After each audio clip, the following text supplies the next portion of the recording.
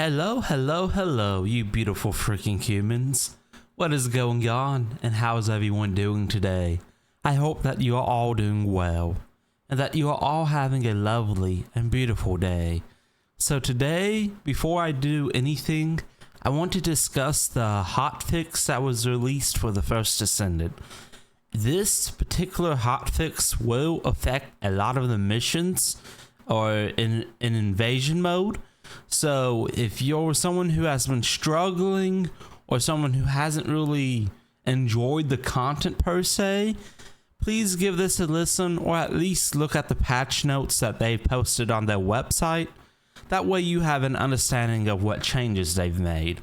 So let me go ahead and let it capture my browser and then we'll go over it. So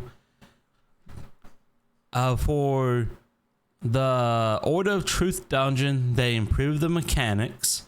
So they removed arch pillars that didn't display any symbols, which for RNG is amazing because there were like times, well, I had like 3 pillars in a row that didn't have any symbols.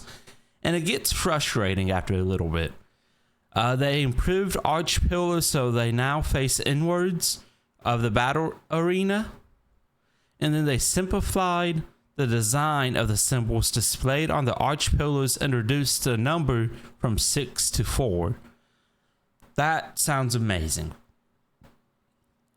Fix an issue where skills would continue to target the tumors of the arch pillars even after they were destroyed.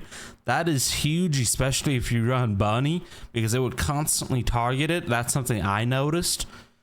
They improved pillars so tumors do not regenerate after they are destroyed.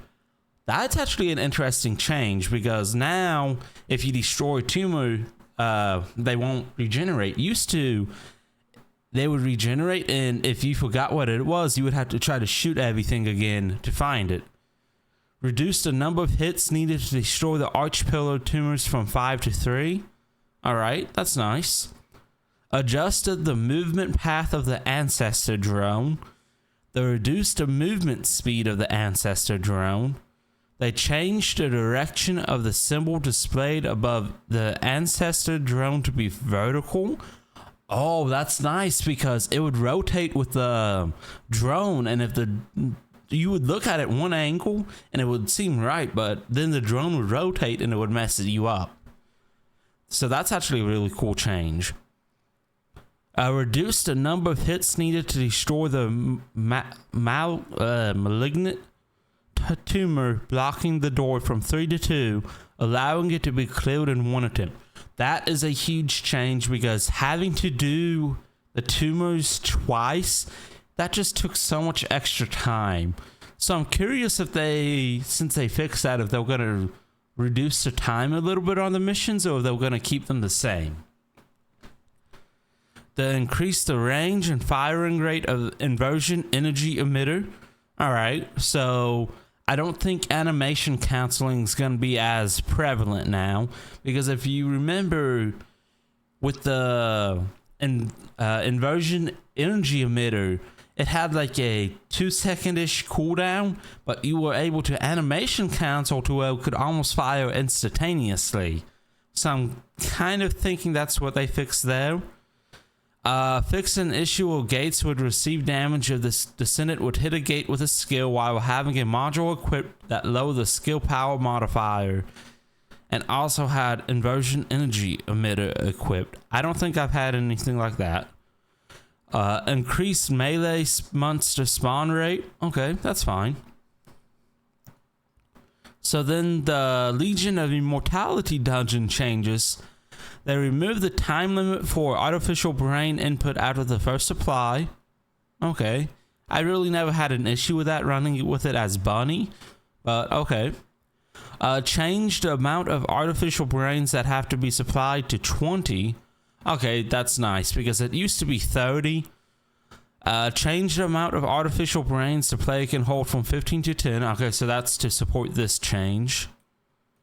Then move the location of the phase separation veil generator near the computing unit in battles with named monsters.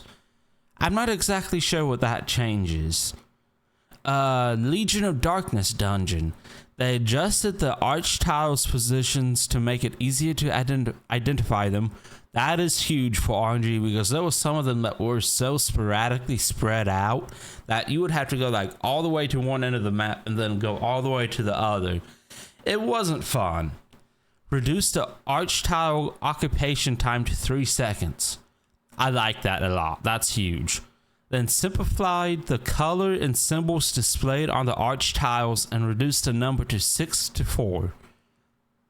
Alright, so I guess there was only 4 symbols that can spawn now. So the blue X, the red triangle, gray circle, and then like the pink, whatever that is. Okay. Remove the suicide bomber that would destroy arch tiles. Okay, that was a little irritating. Reduce the spawn rate of raiders who would reduce the arch tile occupancy. Change the symbols to stay on the arch tiles longer after stepping off the central control unit. Added more central control units to allow identifying arch tiles more easily in some dungeons. So the central control unit is the platform that was floating that you would have to stand on. So it's nice to see that they added a couple more to fix that. They overall fixed the difficulty of named monster patterns in invasion dungeons. So reduced the frequency of skill use during immunity. Ledris, they reduced the quantity and frequency of guided projectiles during immunity. Sigvor, they reduced the skill use frequency of high angle projectiles and reduced the duration of AoE remaining from explosives during immunity. Goroth, they reduced the skill use frequency of guided projectile skills and removed the shield bearer summoning skill during immunity. Gramoth, they reduced the skill use frequency of thermite grenade during immunity. Okay, that's nice. Rignard, they removed the use of guided projectile skills and reduced the frequency of barrier wall usage during immunity. Agnoia, they reduced the ice prison skill to use frequency during immunity. Dreadful Abomination, they reduced the beam skill used during immunity. I don't know how to pronounce that one. The Morgor, remove the use of beam skill and reduce the mycelium skill use frequency during immunity. Reduce the teleportation skill use frequency and combat. Testurian, they remove the use of guided projectile skill and reduce the induction power. Also reduce the beam skill use frequency during immunity. Grunach, they remove the beam skill and the changed AoE skill to be the main skill during immunity. Karen, I'm always going to pronounce that one Karen. Reduce the shield fire skill use frequency during immunity. Jeanette, they reduce the monster summon skill use frequency during immunity. Then this is a huge one for all the people grinding for Hailey. They increased Hailey research material rewards available at each clear time in the invasion dungeons from 3, 2, and 1. So 3 being gold, 2 being silver, 1 being bronze, to 5 being gold, 4 being silver, 3 to bronze. That is amazing. Then all the inversion materials that you had as a season reward, they removed all the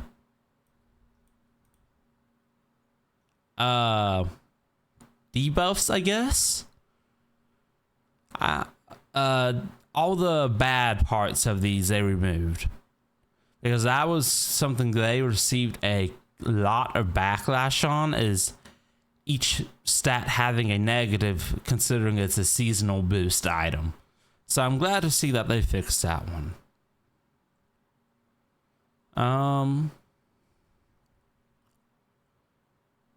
So shield increase of overwhelming shield has been increased to 26.8% of max HP. HP increase of overwhelming HP has been increased to 19.8% of max shield. Decreased defense and HP of Pyromaniac, standard and hard, and intercept battles. Also decreased HP and shield of the Hummingbirds, which appear in Executioner and Pyromaniac intercept battles. That's actually kind of interesting. I really didn't think that was an issue, but I guess a lot of people have been having issues with that one. Because I know I read something that said they were going to focus, instead of like buffing certain bosses or nerfing, they were going to focus on like who was the strongest boss, and then like when the new boss came out or whatever, give them a nerf, and that way they can still keep that boss, the new boss, as the strongest boss. I'm not sure how entirely accurate that is, but that's my understanding of this particular system. They increased the kill score for defeating monsters. That's nice. So Kingston Magister Lab, Sterile Land, and Unknown Laboratory, Fortress Quarantine Zone. This is a huge one too. They shortened the time required to interact with objects. That's honestly a really good change. That's a good quality of life change in my opinion. Then those were honestly the only changes I really care about. Let's see. What did they fix in the UI? I have not used the Excava yet, but if you use the Excava, they fixed an issue in the voltage charge effect where the amount of max stacks was incorrectly displayed in the next stage of the enhanced unique ability. Fixed an issue where the equipment tier would say text when using filter all as junk for descendants who had it set to designate all tiers before the update. Okay, I never saw that one. Fixed an issue where reference distance is incorrectly displayed to be seen. It is affected by skill effect range related stats in the skill info screen of Hailey's safe strategic retreat. Fixed abnormal slipping that happened when Hailey used the Zenith skill after a sub attack utilizing grapple hook. So for all you Jaber mains, they fixed the issue of summoning a turret within Jaber's turret zone with a module affecting skill effect range equipped. The turret zone will not expand as much as it should. And then they also fixed an issue where Jaber has a turret engineering module equipped. It could duplicate turret zones. And then the director's comment is this. Greetings, Descendants. This is the director of the First Descendant, Manisco Joe? I don't know how to pronounce that name. I'm so sorry if I butchered it. Based on community feedback and data, the dev team has analyzed the success rate of the invasion dungeons and adjusted the difficulty of puzzles and battles against named bosses. And this is a huge one. Like, I'm actually excited for this one because this was another thing that as soon as invasion missions launched, Nexon received a ton of backlash for, because they were trying to push solo content when everything else in the game is pretty much co-op. So, although not yet included in the 1.1.1 update, we are also working on adding matchmaking to the invasion dungeons. We are committed to improving this feature so that you can enjoy invasion dungeons with your party as soon as possible. Then they'll talk about how they increased update. So we have adjusted the rewards for clearing dungeons So now 12 to 20 research materials can be received daily, depending on the trophy earned.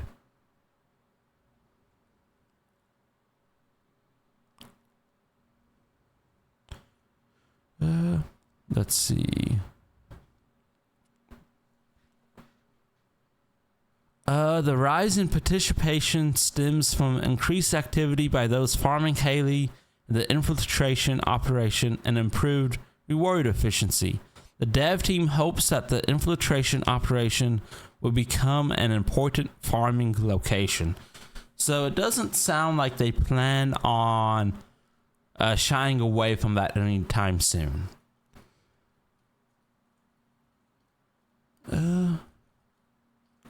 And they are preparing to make adjustments to some sections with traps to provide a better gameplay experience. And then finally, in the second update scheduled for October 10th, we plan on introducing infiltration operations of the highest difficulty. We will continue to incorporate your feedback to ensure an even more engaging and fun battle experience. Thank you. So those are the patch notes for today, September 5th, update 1.1.1. As far as I know, there was not any downtime for this update. They said that there wasn't any downtime, but that, you never know. Sometimes there can be. But I hope you guys enjoy. If you have any questions, please feel free to comment them, and I will do my best to answer them. As always, stay safe, stay hydrated, and I shall see you guys in the next one. Bye.